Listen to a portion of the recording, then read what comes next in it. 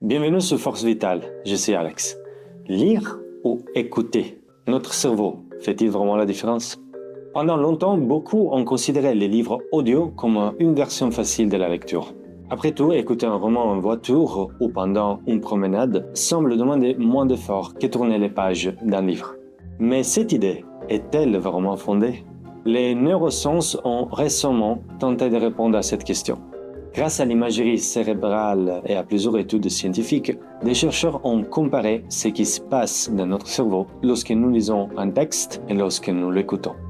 Et leurs conclusions sont plus surprenantes qu'on l'imagine. Lorsque des volontaires ont été placés dans un scanner cérébral, les scientifiques ont observé leur activité pendant qu'ils écoutaient une histoire. Les mêmes personnes sont ensuite revenues lire exactement les mêmes textes. Résultat, les régions du cerveau responsables de la compréhension du langage s'activaient presque de manière identique. Autrement dit, pour comprendre le sens d'une histoire, notre cerveau semble traiter les informations de façon très similaire qu'elles arrivent par les yeux ou par les oreilles. Pourquoi?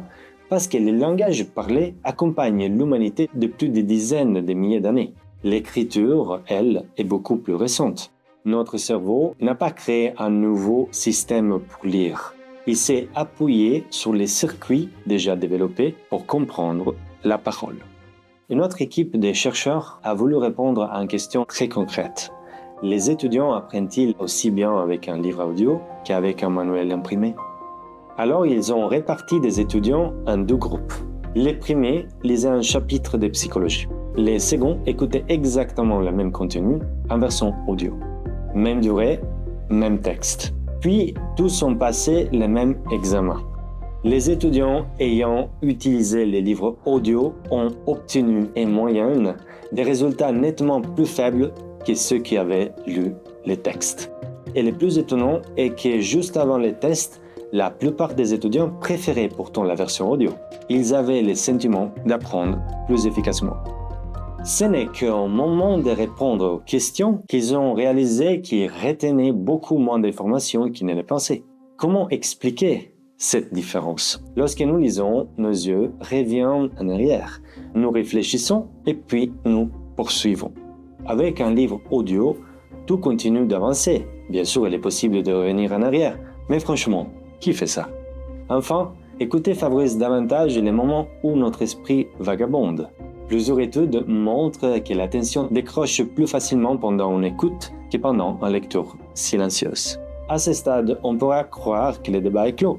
Pourtant, une autre étude est arrivée à une conclusion totalement différente. Cette fois, 91 adultes ont été répartis en 3 groupes. Les premiers écoutaient un livre audio.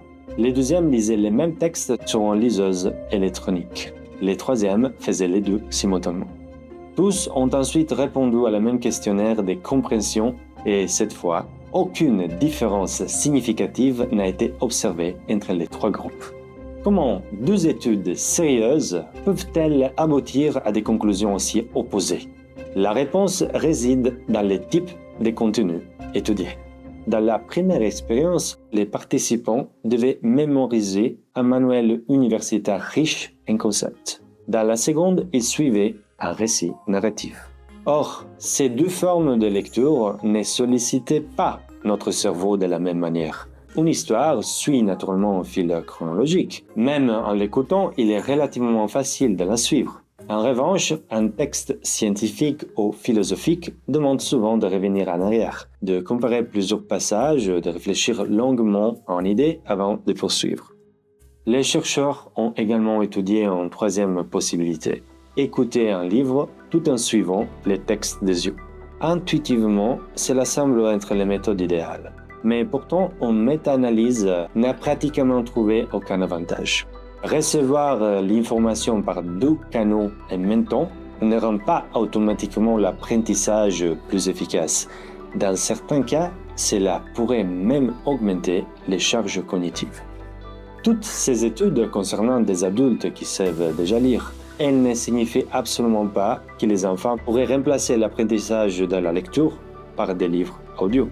En revanche, les livres audio permettent à chacun de continuer à apprendre, quel que soit le support. Comprendre un texte et acquérir la capacité de lire sont donc deux choses différentes. Alors, faut-il choisir entre lecture et livre audio? Les chercheurs répondent que tout dépend de l'objectif. Si vous souhaitez découvrir un roman pendant un trajet en faisant du sport, les livres audio constituent une excellente solution.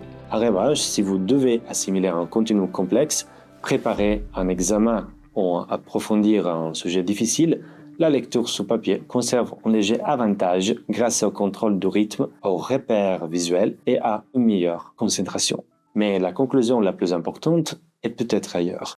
Les facteurs déterminants n'est pas le support, c'est votre attention. Pour ma part, j'aime toujours lire des livres, mais je dois reconnaître qu'une expérience m'a toujours intrigué. Il y a plusieurs années, j'écoutais un livre audio lorsqu'une phrase m'a profondément marqué. C'est un livre de Napoleon Hills. Aujourd'hui encore, je suis capable de me souvenir précisément de l'endroit où je me trouvais et de ce que j'étais en train de faire et même du moment de la journée où je l'ai entendu. Et vous êtes plutôt livre papier ou livre audio? Dites-le moi dans les commentaires, je serai vraiment curieux de connaître votre avis. Merci d'avoir suivi Force Vitale et à très bientôt pour un nouvel épisode.